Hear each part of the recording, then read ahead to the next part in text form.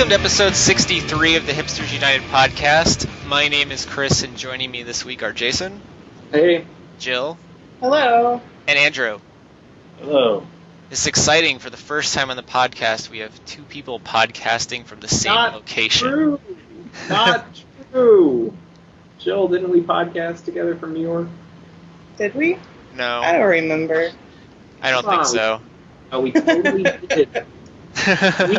Totally did. Let's spend the entire podcast this week talking about our distant past travel plans. We might have. I don't know. Yeah, I can't believe you don't remember. Jury's out. We can tell you exactly what the set list of a 20-year-old show was, but we can't remember whether or not we've ever podcasted together. You heard it here first. We're going to have to cut this whole part. We're boring everyone. Well, the Pumpkins embarked upon their summer tour last week and released a new Tiergarten song, so let's start with the song. On the same day as the first show of the tour, Freak made its appearance on the official site, and there were no promotional tie-ins this time on other sites. Presumably the band wanted to funnel people to the site for the sake of tour promotion or something, I don't know. But we've had almost a week to digest it and listen to Freak over and over again. What do you guys think? Jason, why don't you start off? It's okay. It's okay? Meh? I give it a decent. How do you compare it to the others? Where does decent fall? Middle of the pack? Yeah. I rank it third. Oh, fuck. I'm not including Tiergarten theme in the list. Okay. Yeah, I'm not either. What about you, Jill? I think it's really radio friendly, actually. I really like this song. The recording is real radio rock and roll. I think Zach put it the best when he told me.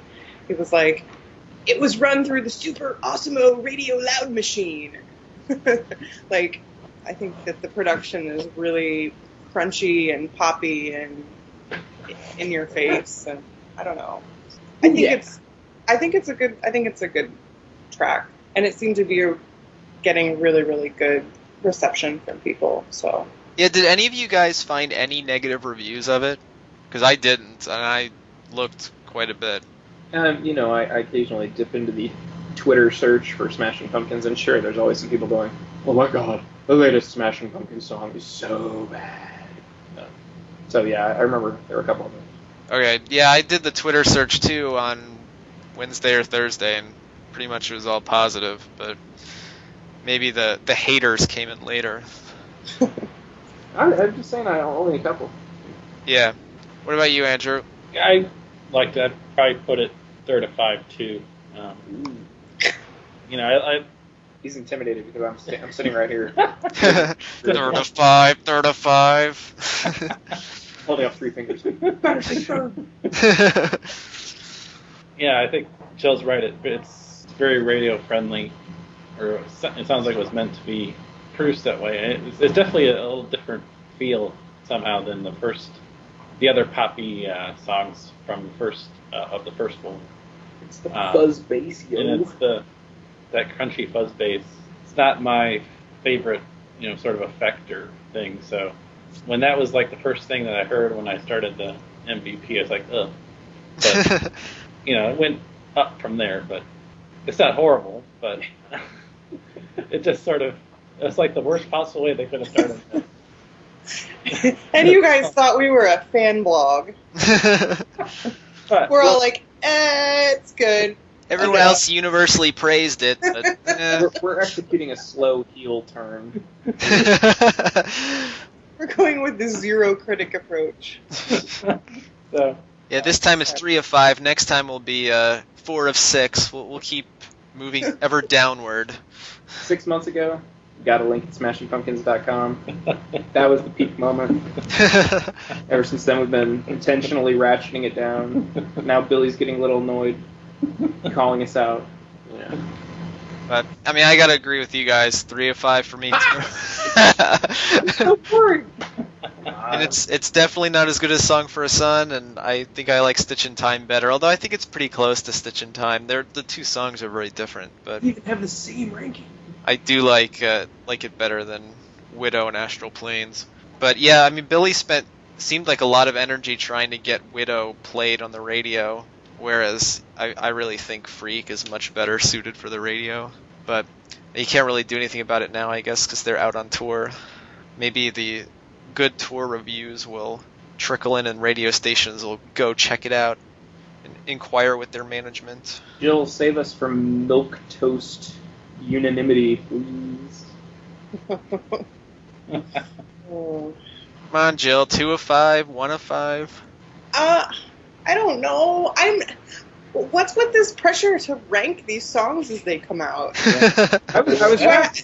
Are we pre-listing? Is this thinking like if we get up to number 17, it's going to be impossible to do. Yeah. It's definitely. Exactly. This is definitely better than Tom Tom. My love is, I don't know, whatever. I can't. Did you enjoy it?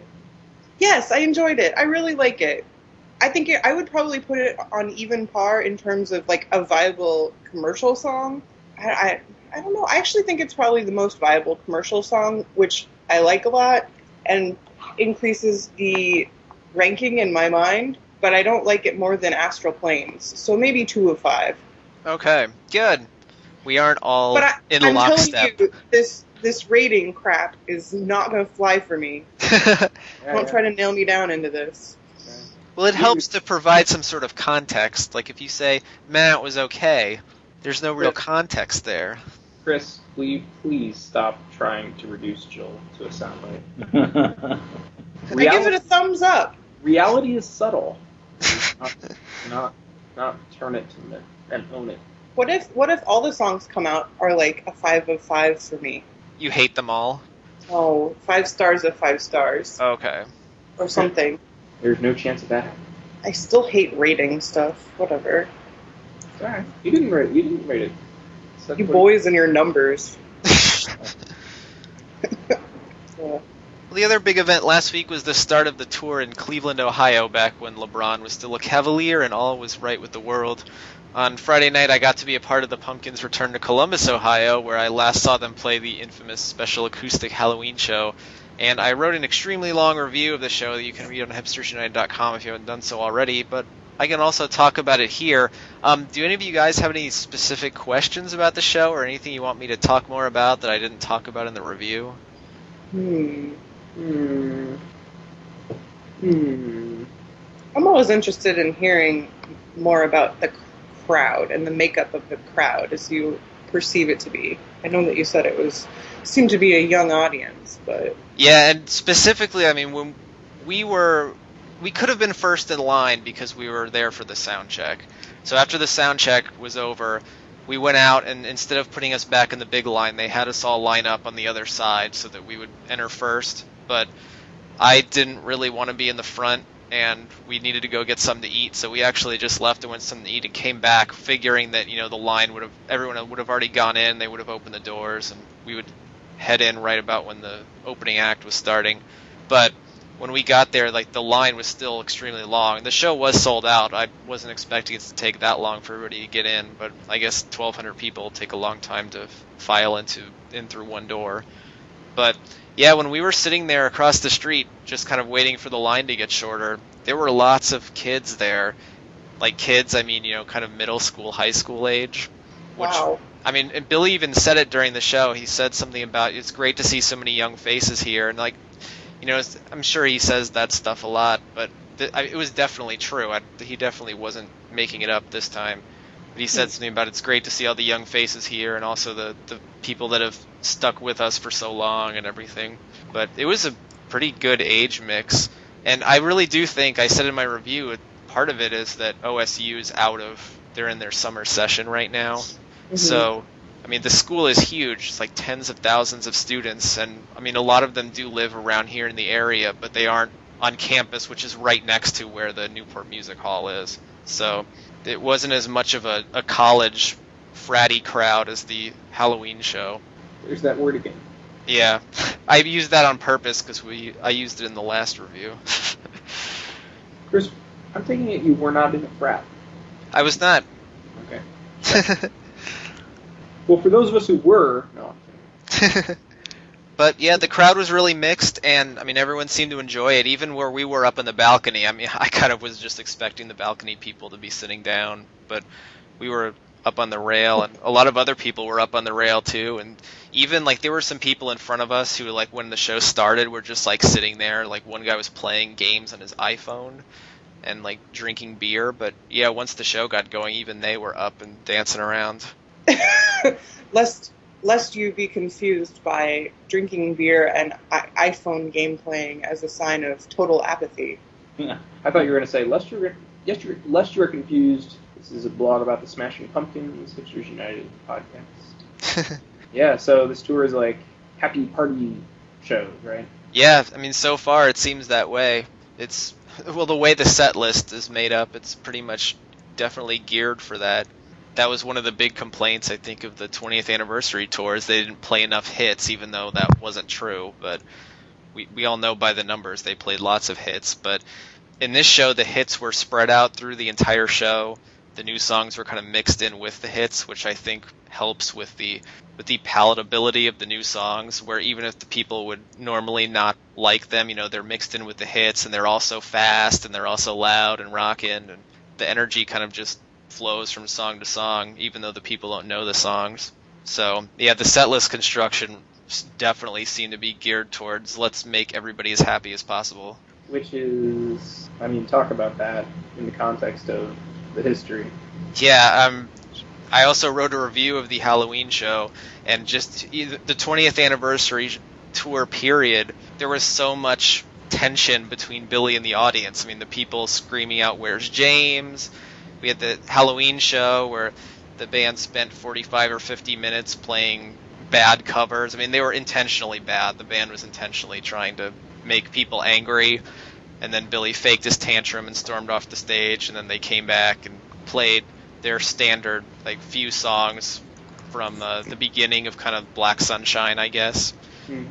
But even then, there weren't that many hits. And it definitely was not geared to be fan-friendly for the casual fan, I don't think.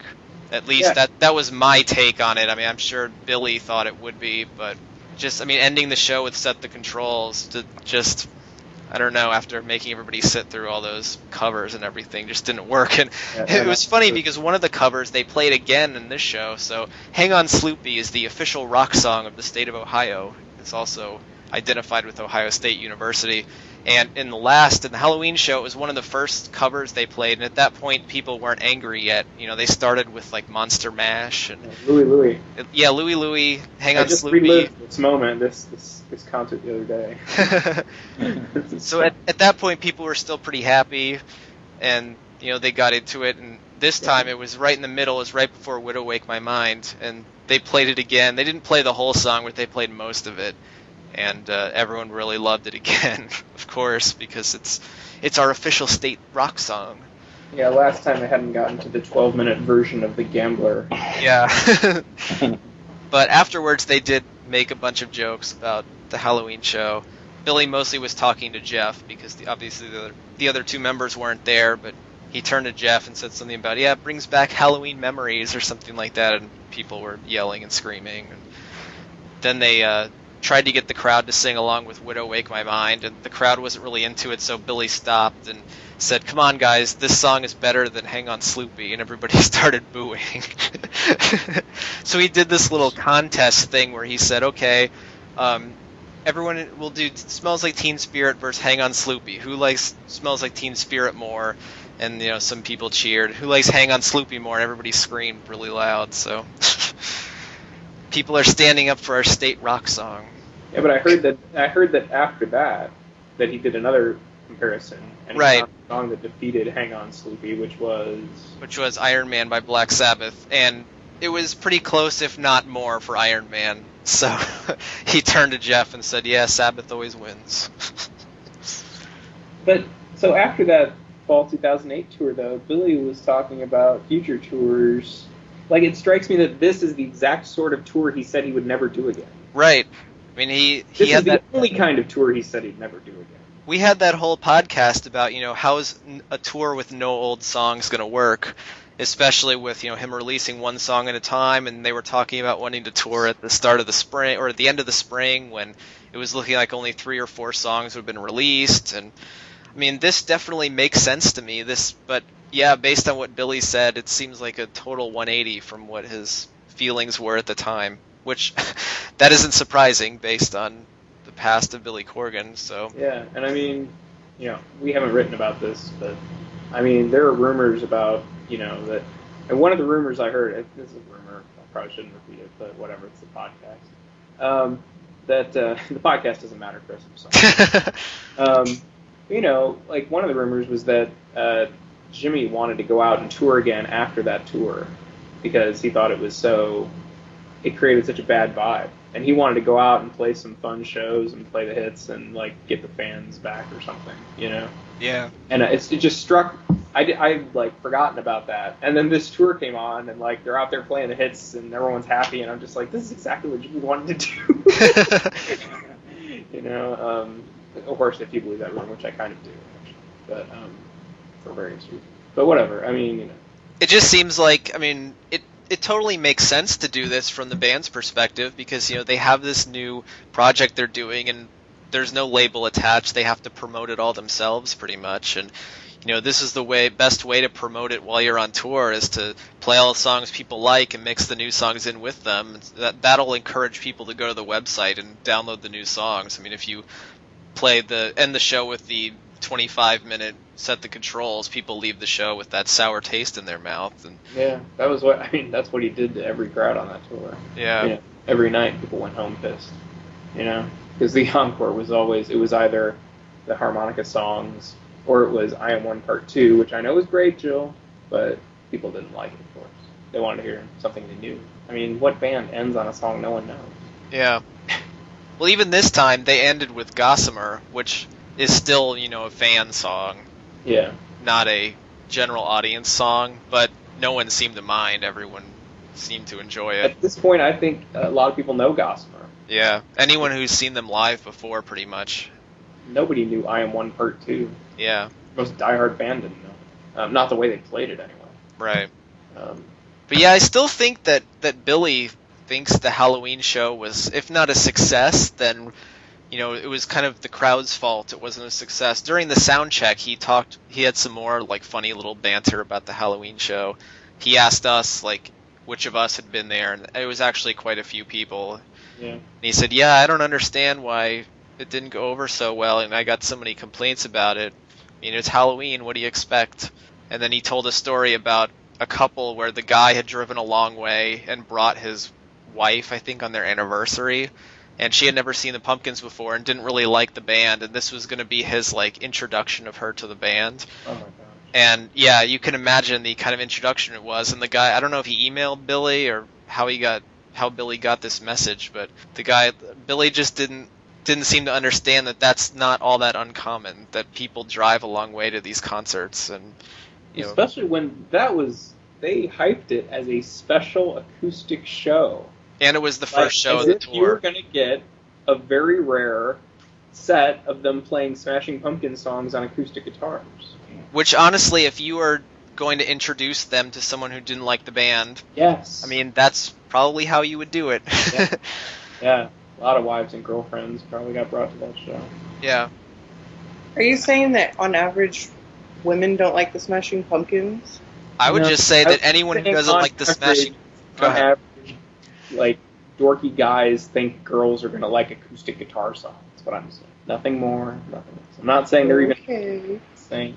I'm not saying they're right. Do you not know that a lot of guys think this? Oh, she'll like it. It's quiet. Well, and I think also people who don't like the Smashing Pumpkins are familiar with their singles, Bullet with Butterfly Wings, other songs that were played on the radio a lot that were loud rock songs. So it's a good way to say, see, like, they can also do quiet songs, and they have a big diversity in their catalog. Like the gander. I mean, yeah, I know you're listening and you don't want us to talk about the Halloween 2008 show, but we got to talk about it. I mean, I think it's a major moment in the recent history of the band, and I'm sorry that people don't know about it because we're the only ones who harp on it, but we're the ones who know this band, so If anyone's going to harp on it, it's going to be us. It's not going to be Stereo Gum. They don't venture out of Brooklyn to go cover a show in Columbus. But in part, that was the problem with it. I mean, here's the thing. I've been critical of it. Chris has been critical of it. I actually think it was a brilliant piece of confrontational performance art comedy, but delivered completely to the wrong audience, you know? Billy should have done that to a room full of, like, hipster critics of the band, you know? Like, if there could have been such an occasion, right? But instead, he did it to people in Columbus, Ohio, out to have a good time on Halloween, you know? And a lot of college students from OSU who probably weren't even big Smashing Pumpkins fans, you know? They definitely... I definitely think a lot of that crowd was there just, oh yeah, I remember Blow with Butterfly Wings. Probably even more so than usual. And honestly, I feel like even in a room of the biggest Smashing Pumpkins fans, like people who would be in on the joke, like potentially in on the joke, I would guess only like 1 out of 5 of them would like get what he was getting at. You know what I mean? Yeah. Because like the whole concept was this is people's impression of a Smashing Pumpkins concert. I mean, it was basically the Machina of concerts. You know, Machina is this album, like, here's what people think the Smashing Pumpkins are like. That set was like, here's the impression people have of a Smashing Pumpkins concert. I don't want to play my own songs. I play whatever the fuck I want. I play Indian instrumentals. I play a song called Lizard Blues. I play random covers. I drag them out forever. I scold bandmates. I throw tantrums and I run off. And also, I suck. I mean, the songs were performed, like, not well. Purposefully bad, especially near the end. Yeah. And so, it was brilliant, actually, but who's going to get it? Like, you, me, and, you know, a lot of the people who read our blog, but how many people is that? That's like a few hundred. They weren't all there in that room, trust me. Yeah. You know, it was just... Like I said, I honestly think it was flat brilliant and just totally delivered to the wrong audience. It was like, say you practiced on delivering the perfect punch to the face of your frenemy or opponent or whatever, right? And then Frenemy. Yeah, but instead you like hit your like pretty good friend or something, you know? I mean, that's kind of what I feel like he did. You know, he delivered the perfect punch to the wrong face. Yeah. And his insinuation in that tweet to us that it was a good time for the band, I think it's total crap. I mean, I don't buy for a second that anyone up there was having a good time except Billy Corgan. Especially, I mean, the crowd was very hostile, which they had to have known. I mean, they're up on stage, they can see everybody. They can hear the people, like, making sarcastic comments between songs. And that's the biggest reason why I didn't enjoy it. I mean, like you, I got it. You know, I think some people think that we didn't like it because we didn't get the joke. No, we got the joke. We were some of the only ones that did. I remember when he ran off stage and we turned to each other and we're pretty much laughing, and I explained it to my girlfriend what was going on up there. But what was going on was we were surrounded by a seething, mad crowd of people. Yeah, I mean, a lot of them drunk. Yeah. And were pissed. Right. I mean, they were standing in this hot room for an hour, and Billy was off on a joke that, like, you know, you and I and a few other people probably appreciated, you know? And it was just miserable. It was fucking miserable. And as I found out on Friday, or, I mean, as I already knew, but as just was punched home on Friday, the way the crowd is really affects what your perception of the show is. The show is much better if the crowd's into it, even if it's a show where it's all hits. I mean, like I said, you know, I've seen all these songs before. I've seen them play probably all of them except Hummer live, besides the new Tear Garden songs. So it wasn't like I really loved the actual arrangements of the songs. Even that, speaking of, all the songs were standard arrangements. Like, there were no, like they've done in the past, where Bullet with Butterfly Wings becomes like an 8-minute tribal song or anything like that. It was all like pretty much the album renditions, except for Perfect. Perfect was a little more electric and fast. But all the rest of them were pretty standard, but it was still an amazing time because everyone around me was having an amazing time. Whereas the Halloween show, even if they had played all of my favorite random crazy songs, it wouldn't have been fun because everyone around me was drunk and belligerent. I mean, it's one thing to do your confrontational concert. It's another to continue to act after the fact as though, like, it should have been enjoyed. Yeah.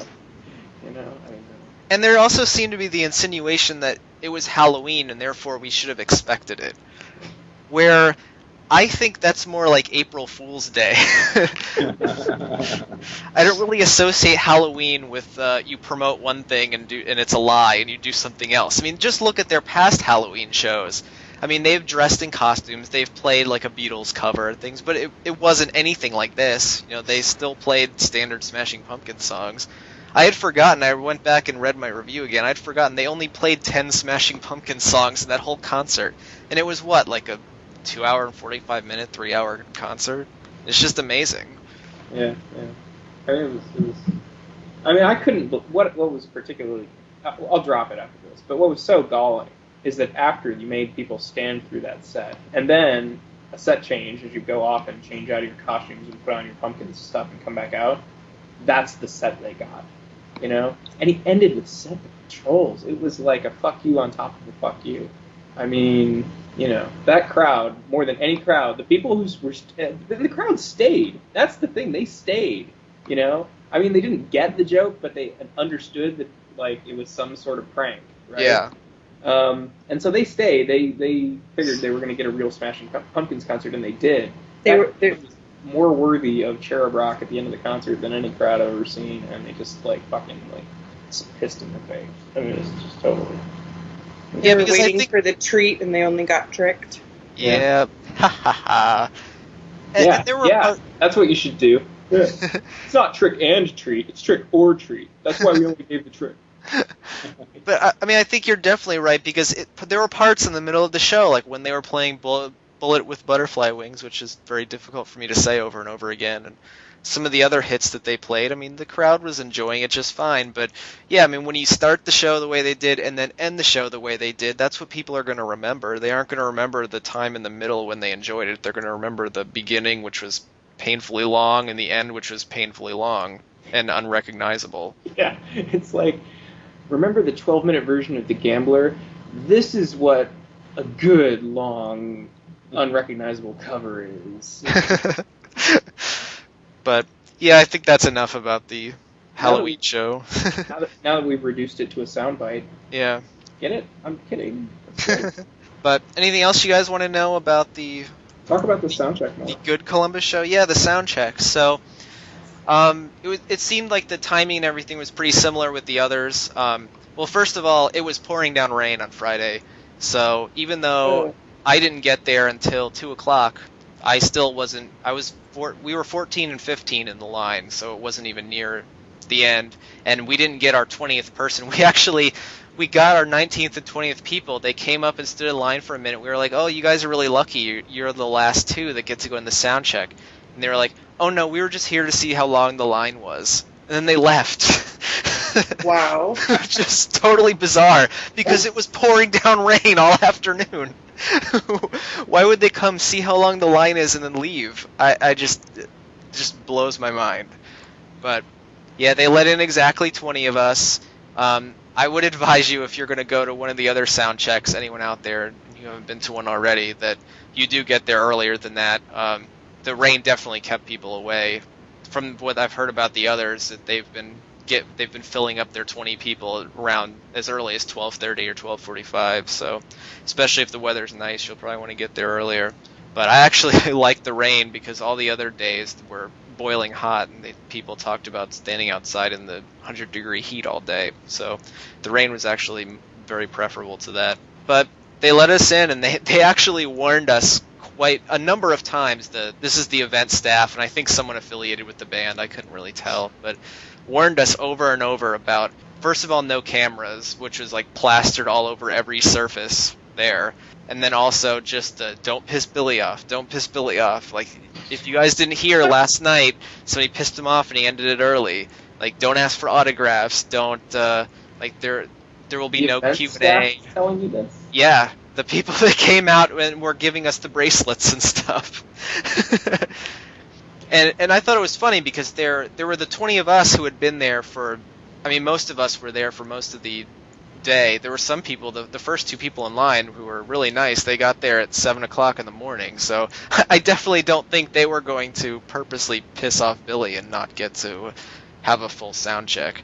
Meanwhile, then on the other side, there were the about 30 radio show winners, and there was no one over there talking to them. And I'm just like, you may want to go talk to those other guys, since the crowd definitely didn't look like the kind of crowd that would be quiet. There definitely seemed to be people who were happening to listen to the radio at the time and just happened to win these tickets and this sound check. So I was quite worried when we went in there, but luckily it went off great. Like, there was no problems, even though in the middle of the show, of the sound check, after the first three songs, which were My Love is Winter, the second song was Make It Happen, and after that was the new song Zen Baby. And after that, Billy had a real hard time trying to find either the lyric sheet or something for the next song he wanted to play. And was just sitting there going through papers, on and on and on. It was like starting to take a while, so finally he was like, all right, I guess, like, you know, while I'm looking for this stuff, this would be a good time for questions. Does anybody have any questions? And no one said anything at all. So Billy, like, you know, after a few seconds was like, good. But then Jeff turned to him and was like, oh, they're just afraid that you'll kick them all out. And Billy said, oh, well, I didn't kick anyone out. Like, I kicked myself out. You know, because he left the stage. But then Jeff kept on, like, going on and on about it, you know, like, you know, asking Billy dumb questions, and Billy was like, Jeff, do you want me to kick them out? And Jeff was like, actually, yes, I'm pretty hungry. So it was actually pretty funny there in the middle, and no one asked any questions, but we did, like, talk with them a little bit. We talked a lot with them about what they had for lunch and what they were going to do around there, what they were going to get for dinner, and that was when Nicole said that someone asked her if she had a beer with her lunch, and she said no, she doesn't drink on work days, which was just weird to hear for me, because I actually did go to work that morning, and then I took off from work to go to this for a few hours in the afternoon. It's funny that I'm taking off from work when they are coming on to work. But, I mean, it really is work for them, I guess. Chris, it is the job of a rock and roller. Yeah. The picture you paint contrasts with the image of Jeff Schroeder and the rest of these quote-unquote band members actually just being yes men and lackeys who can't, like, talk to Billy Corgan ever or something.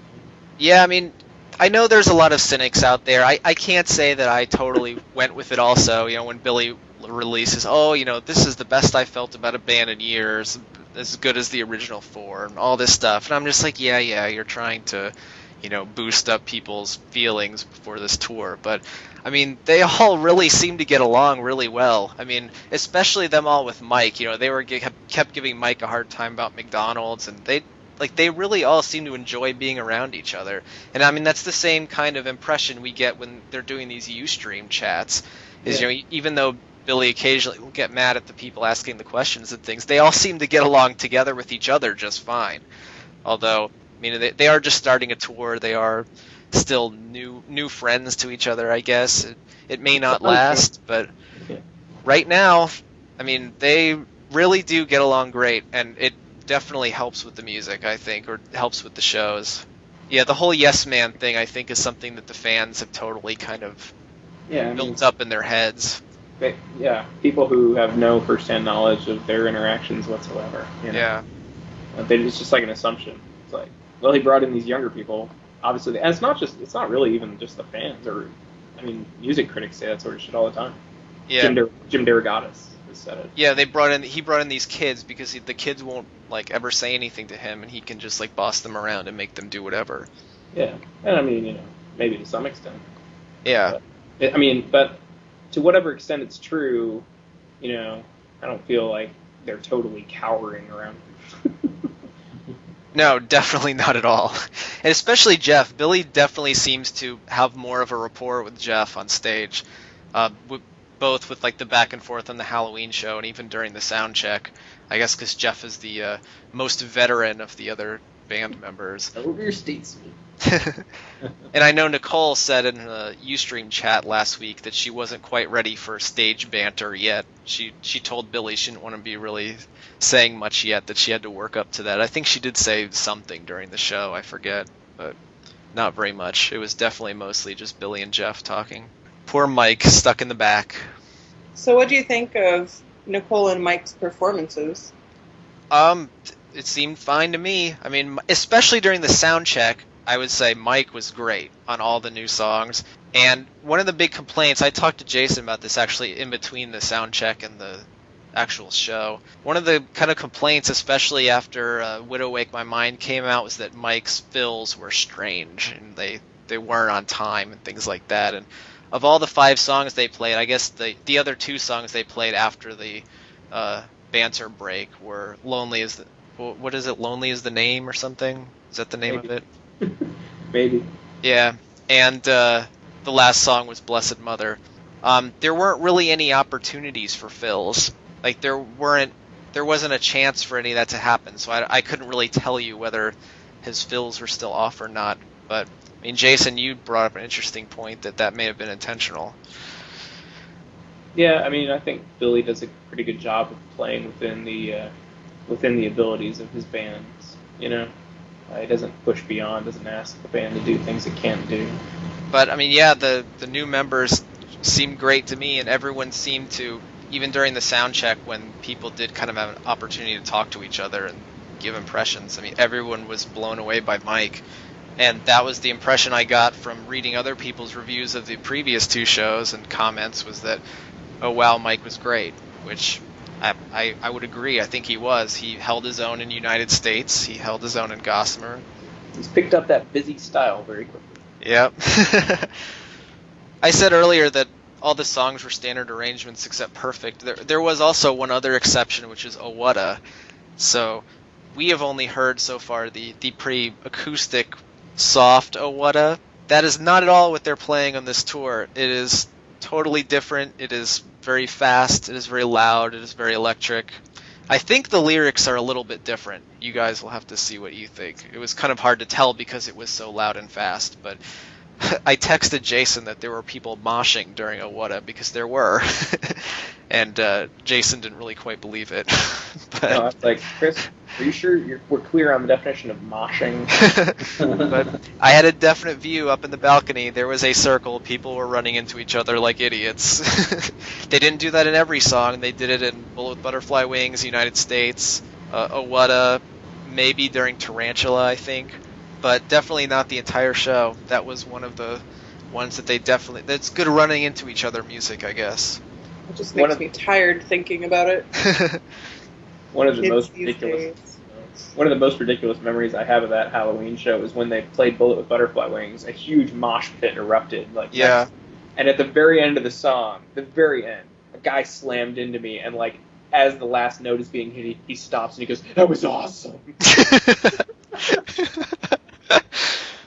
It was so great. I'm like, the 90s will never die, dude. There was something weird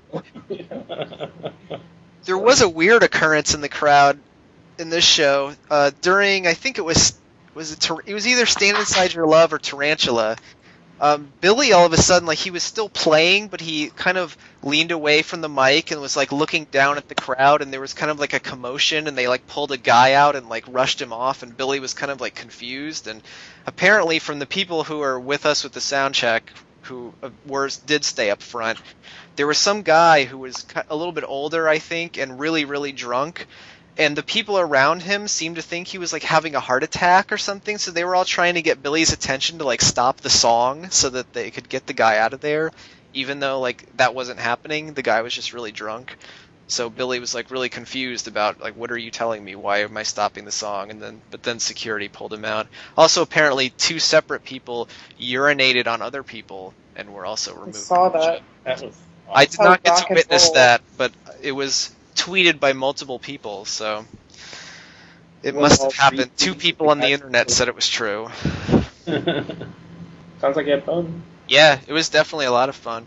I've never actually seen all 4 band members play, so the first time I saw them on the Melancholy tour was when they had Matt Walker, and then I saw them on the Adore tour. Obviously, Jimmy wasn't back yet, and then I didn't get to see anything in the Arising tour, but I saw the Machina tour with Melissa, and then obviously the Halloween show and the Hammond, Indiana show did not have two of the four original members either. So I can't really relate to these people who are like, oh, the original four were so much better than like the people that are out there now. God, I can't believe we let you host the podcast.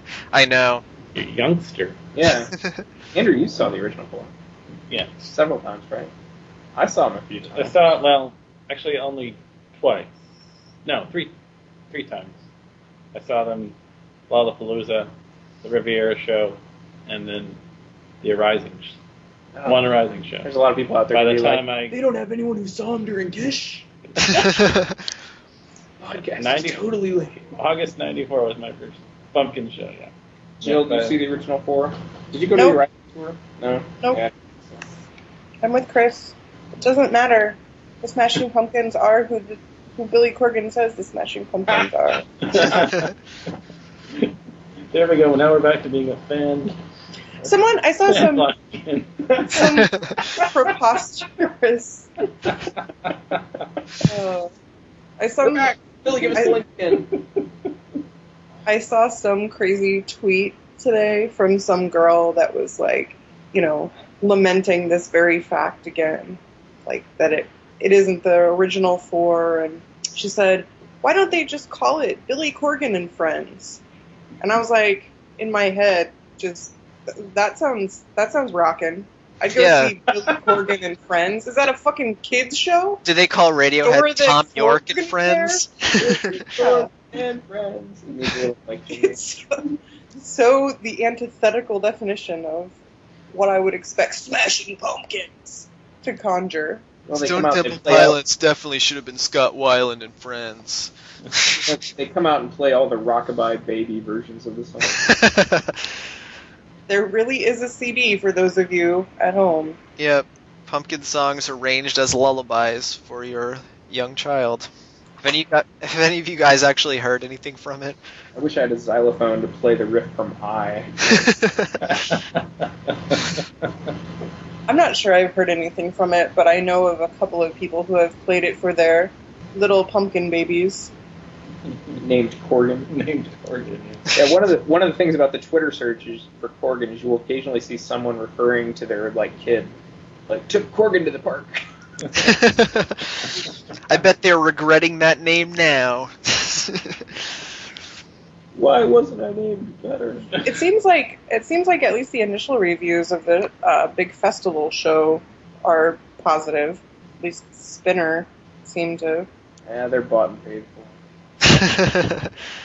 They're hoping to host future Tiergarten tracks. I actually thought that it was interesting the way you phrased the post last night. It seemed to get a lot of, facing a challenge as part of this tour is definitely, playing for such a large audience. Yeah, I think it would have been a bigger challenge to have played Forecastle on Sunday, because that was the hipster band lineup. You had Spoon and Flaming Lips and She and Him. That would have been a tougher nut to crack. Saturday was a little more unhip nostalgia acts like Cake. But still, for any band, it's more of a challenge to play a festival show because all the people there aren't there to see you, so the crowd isn't going to be as into it unless you play the songs they know and they really like you. So they're not among friends who paid, people who paid just to see them play.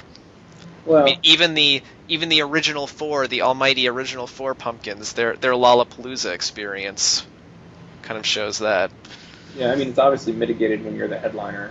Yeah. And there really weren't any bands even close to the stature of the Pumpkins on that Saturday. Cake. No, I'm just kidding. Yeah, Evo, they had that one song. I know they're good and stuff, but that's not what I mean. I'm talking about peak level commercial success. Yeah. That's another thing I really got from the show. Obviously I follow the band, so I already kind of knew this, but you really get a sense of just how many hit songs they've had when they play them all in the same show like that. And they didn't even play all of them. They didn't play Disarm, they didn't play 1979, they didn't play Landslide was a single, they didn't play Drown, which was kind of a radio single, they didn't play Rocket, which was a radio promo, I think. They didn't play 33, which is a radio single. Yeah. They didn't play Zero, which was also a radio single. Just They have a big catalog, newsflash. It's like 17 top 10 modern rock hits, something like that. Yeah. And you know what? I think I'm ready to say the best live song Billy has written is Tarantula. What? It just comes across so well. Like, especially during this show, I thought it was definitely better than the others. I mean, maybe it's just because I haven't heard it million times. Sincere apology to everyone listening. Chris will not be hosting future podcasts. That's it. We're going to let Andrew take it. So saying that this time is better than today didn't do it, but saying that Tarantula is their best live song did it. Well, you were 80% of the way then.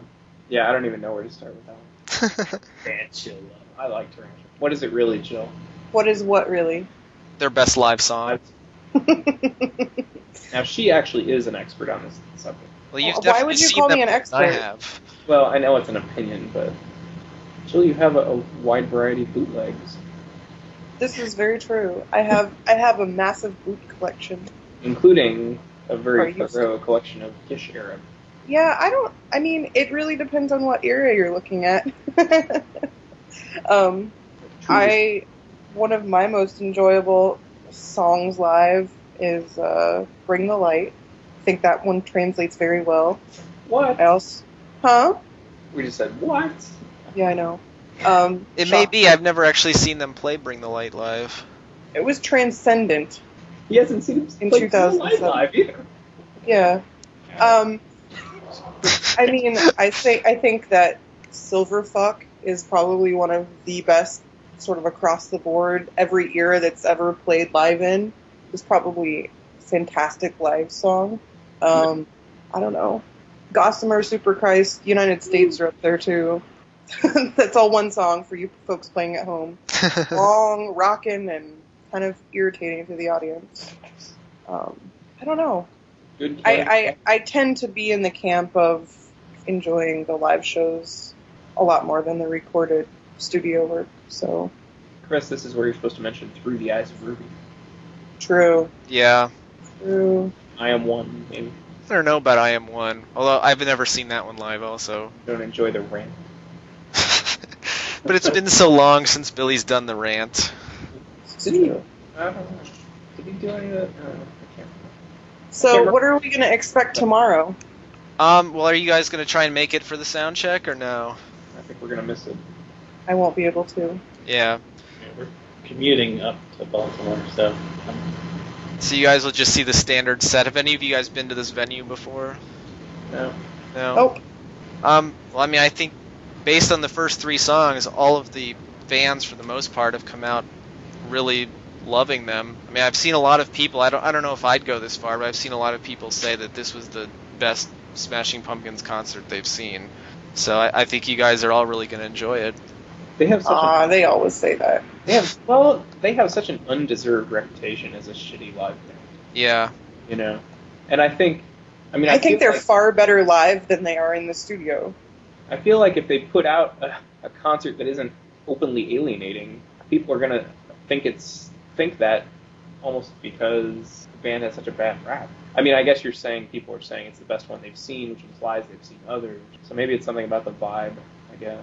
Yeah, and also, I mean, if you're going to say the best show you've seen, it's not going to be like, obviously when people say the Smashing Pumpkins suck live, it's not the musicianship, it's that they didn't play the song they wanted to hear, because in the past Billy's done that.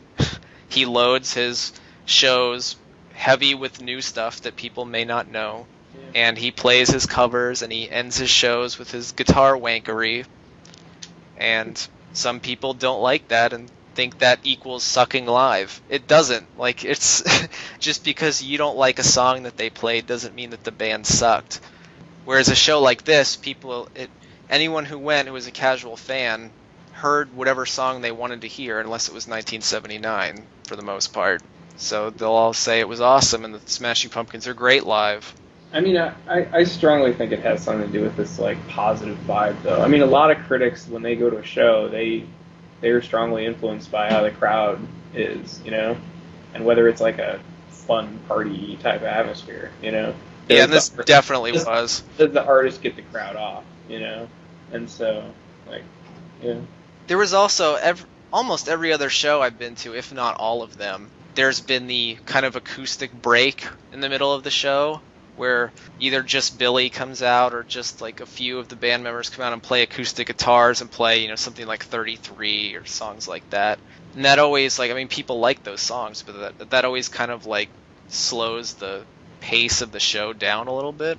Yeah, I agree. There was none of that in this show. There was no the pace of the show never slowed down at all. I mean, a song for a son maybe, just because it wasn't like fast. You know, it's kind of like it's a rock song, but it's more of like I don't want to say power ballad, but more of a, you know, it doesn't race along like a Zero or song like that. But there were no breaks for the people in the crowd, and I mean, anyone who's seen the band before knows that they don't really do much banter. They do a little bit, but Billy doesn't, you know, like tell stories in between every song. So the crowd really never had a chance to kind of like slow down and cool down. It was just like energy the whole way through up until the encore. Well, I think that's somewhat of a factor of the shows being a bit shorter too. I think that even though as a concert goer, I'm not always very excited about seeing opening bands, I don't think that the Pumpkins have had opening bands in a long time. I mean, I'm just trying to think, like... I haven't seen them play with an opener since the Melancholy show when Garbage opened for them. And I think that having opening bands preceding them really focuses their set lists, usually. Because I don't know that it's competitive, but I think that Billy, when he is faced with, you know, well, these people have already seen a couple of hours of music, it's, you know, he comes in with a really tight set list, and I don't know. I think that there's it plays some factor. Yeah, he wants to show that he's the headliner. Right, exactly.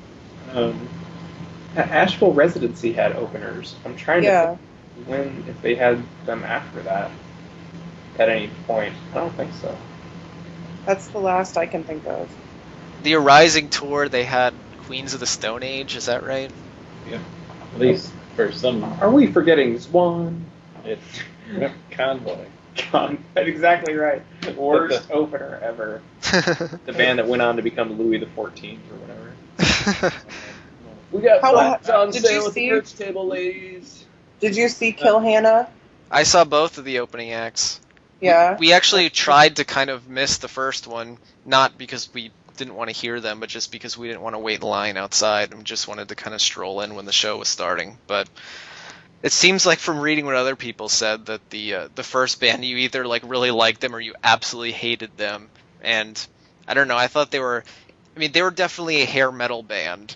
They were kind of like an artifact of the mid-'80s, whereas everyone says that the Pumpkins are an artifact of the 90s. These guys were probably not even born yet in the time of the music that they were trying to emulate. This is Bad City you're talking about? Yeah, this is Bad City. But I mean, I thought they were entertaining. It's definitely different than what you see from most of these indie rock bands where everybody just kind of stands there. I mean, the lead singer took his shirt off and ran around, and it was entertaining. That sounds awesome. I thought you just said you didn't see the first band, though. No, I did.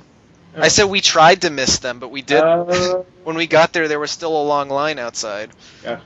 So we waited till the line died down and went in, and they started up pretty quickly after everybody got in.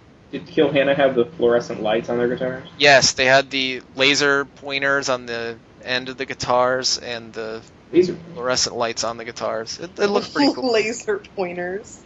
That sounds hilarious. We've got to up our game for the new century. Like literal laser pointers or real lasers? Well, laser pointers sounds hilarious. We couldn't really see it. You know, it's like strapped to the back of the neck of the guitar, whatever it was. But it emitted a green laser light, and you couldn't really see the laser beam, even though there was a lot of smoke. It was kind of surprising, but you could just see the dot where they were shining it on the walls, and occasionally they would swing it across the crowd, and it would go in some people's eyes and blind them. And Chris, how was their music? Oh, I wasn't paying any attention to that. Oh. No, I mean, it was good. It wasn't the Pumpkins, but it wasn't terrible. I didn't want to leave. Well, I didn't, go to the bathroom or anything. It's because that Kill Hannah is not playing with the original lineup. Well, They're not. It's not the real Kilhanna then. It looks like they've gone through It's Matt Devine. four different drummers. Oh, Yeah. but yeah, they were good. Are they ever going to become the present of Chicago rock? No, Billy had that one time was quoted as calling them the future of Chicago rock, and that's been in like every Kilhanna press release since then. They've been around for a few years now, haven't they? Like since like the early 2000s. Oh, Allegedly since 1993. Wow. oh yeah. I think they had albums out in the 90s. They'll get there. Okay, I don't actually read Kilhanna press releases, so I don't know if they're still quoting Billy, but some people, probably Pumpkins fans. 'Cause that's all I read. Yeah, I guess I haven't talked about the Pumpkins light show yet either. They had these. The big thing was they had these two kind of glass or mirrored pinwheels, kind of in the back. There were two of them, like one on either side of the stage. And a lot of times the lights were just shining on them and it would bounce off and it would kind of look cool out in the crowd. But during two songs, I think one of them may have been Freak and one of them it may have been Tarantula. They actually started spinning on their own and it looked really cool because they shined the light on it while it was spinning and had all these spinning lights into the crowd, so that was pretty neat. They also had these like really bright lights behind them, almost like headlights of a car, but like lots of them in like a box. And they had maybe like 8 of these just like spread out on the stage. And for most of the songs, they just kind of like blinked, one would go and then another one would go. In Tarantula at the beginning, they like all turned on at the same time and it was ridiculously bright. But it was cool. The roadies had some trouble taking the covers off the pinwheels. One was getting stuck and he was like yanking on. I thought the thing was going to come tumbling down. They always seem to put a lot of effort into the light show, whether or not it's hi-fi or lo-fi. Yeah. They used to have a really great, I think he was an Australian lighting designer during the 2007, late 2007 tour. Yeah, with the triangles. Yeah.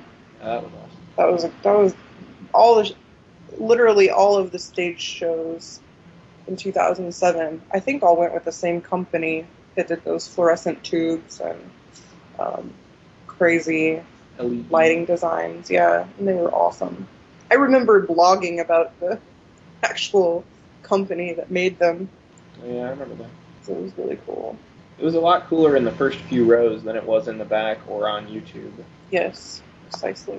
Well, I'm getting excited to see them tomorrow. It's been No, you just a dated long time. That's Joe.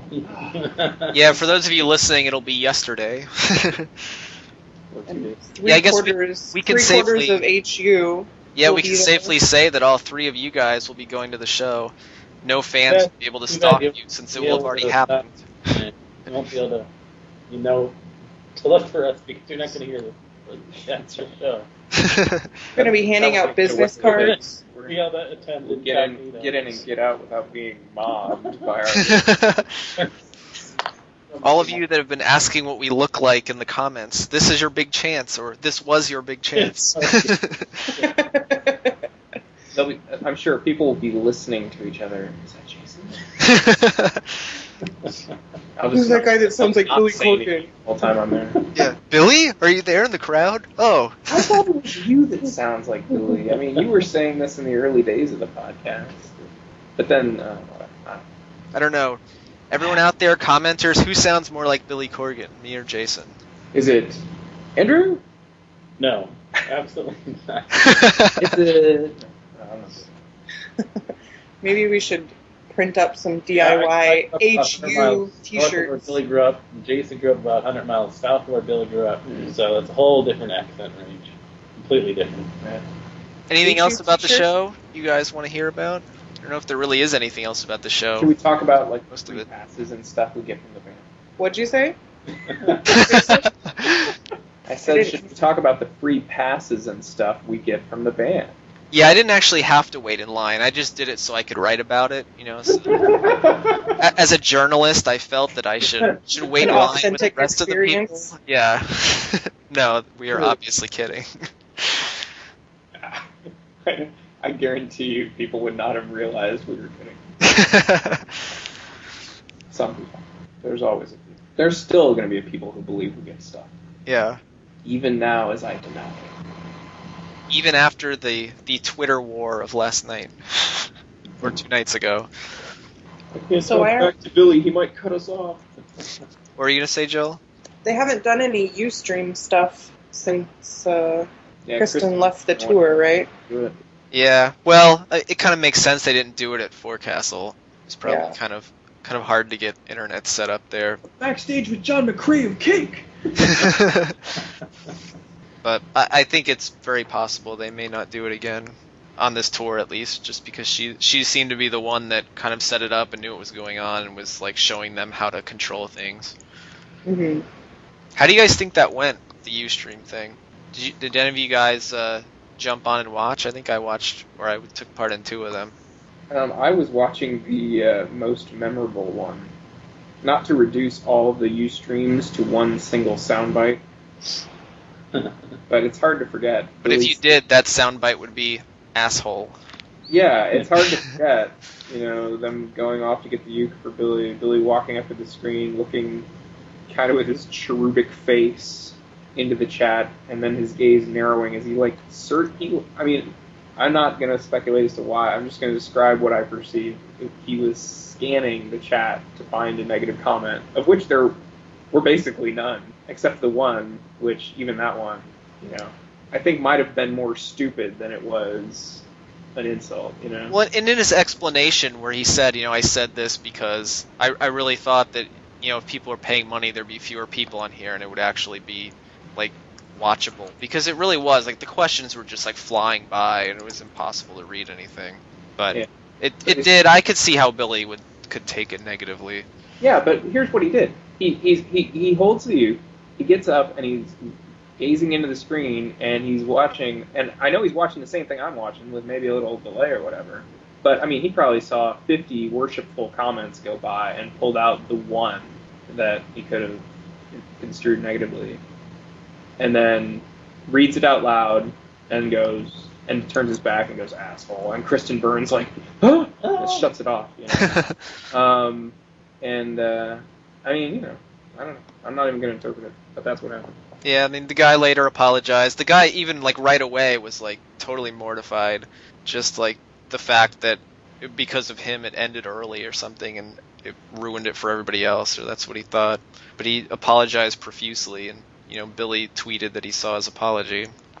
Yeah, he saw it. It was graceful. But, they went back and did it again after that. I actually didn't see that one because that was the day of my show. But it was kind of an interesting idea. I don't know. It doesn't really seem like that's the right medium for what Billy's looking for. It does seem like he's really trying to get more fan interaction and going, but he's still, getting used to it. Of the ones I saw, I would definitely say, one correlation I noticed, take it for what it is, but the 2 times there was a pre-show chat and Billy was there, he was pissy and tense, and the times when they were out at dinner, or there was one other time, I think, that maybe on an off day, and he was, chilled out, so... Yeah, that's true, the one where they were at the restaurant. Yeah, so maybe, if I had to totally speculate as to why he would be so different, maybe it has to do with getting ready for the show. And I think that was right before the first show of the tour, right? The asshole one? The famous asshole chat? I don't remember. It may have been, which, if so, it's pretty understandable. He's starting a tour with a new band, and I can imagine that he probably gets tense and worked up about it. Well, being tense is understandable. I'll just leave it at that. Yeah, but we'll see if they continue to do things like that. I think Billy wants to do fan interaction, but I think he wants to do it in his own way, like a way that he feels works for him. Where I think the soundcheck thing works for him because everyone's pretty much quiet and respectful, and no one's making rude comments. And in something like the Ustream, he has no control over that. And there's always going to be the one person that says something dumb or says the same thing over and over again. And even just with the stuff flying by, it's just I don't know, it's just a wall of comments that he can't even read half the time. It's true. Right now, Jill, I'm supposed to look at it. Woo! For those of you listening at home, Jill just sent us a link to a picture of Mike Byrne high-fiving a statue in Baltimore. It seems like they're having a good time on the tour. Yeah. Usually they're not. Seems like they're having a good, family vacation. Now you have to put this picture along with the podcast. Yeah. So I'll leave it open here so I can link to it. The tall statue. Mike can barely. Or Mike's a short guy. Yeah. He is only 20, you know. He's I don't know if you knew that. still going through the growth stage. He is kind of short. Yeah. Sorry. I've stood next to him. He's a nice guy. Well, thanks for joining us this evening. If anyone has any other questions about the Columbus show out there, you can leave a comment under this post on hipstersunited.com. Our closing song is Make It Happen from the Soundcheck in Cleveland on July 6th, 2010, that the band actually released out on YouTube, which was pretty cool. Good night, everybody. Thank you.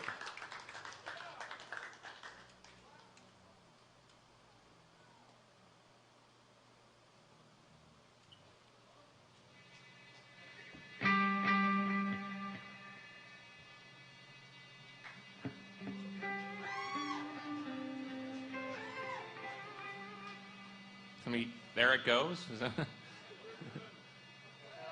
first recorded Pumpkin song.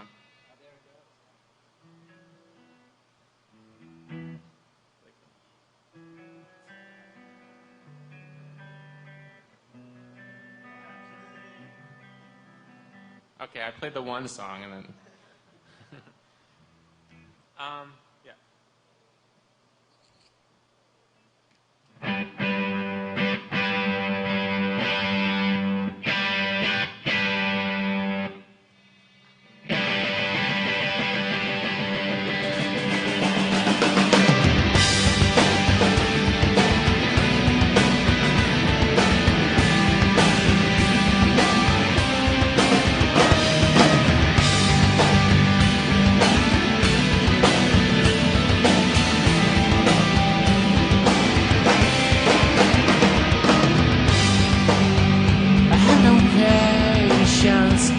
Sweetest things take their sweet time.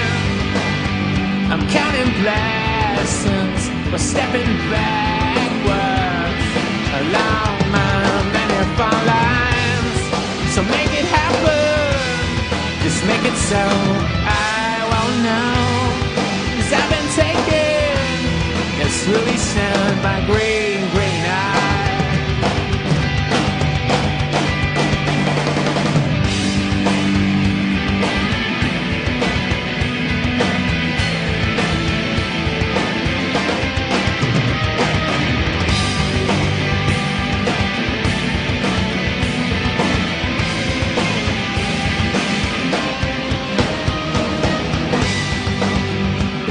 Remind me at the end of a day, be happy, be solitary grace. But here I go on now, admitting realities that you can't fathom nor decode. So make it happen, just make it so I won't know. Building castles, I'll keep dragging that wind chain life a bit.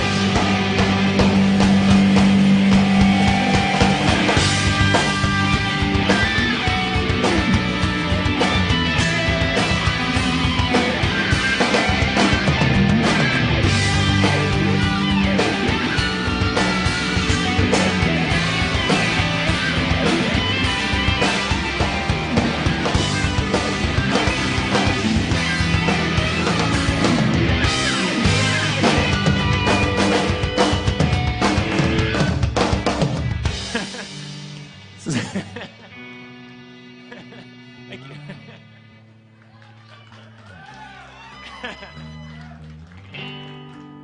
So simply stating, you are impossible, but it's possible we could get along.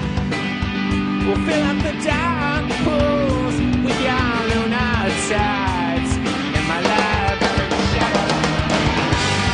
So make it happen, just make it so I won't know. 'Cause you're a rainbow, I'm your pot of gold with a blown out soul.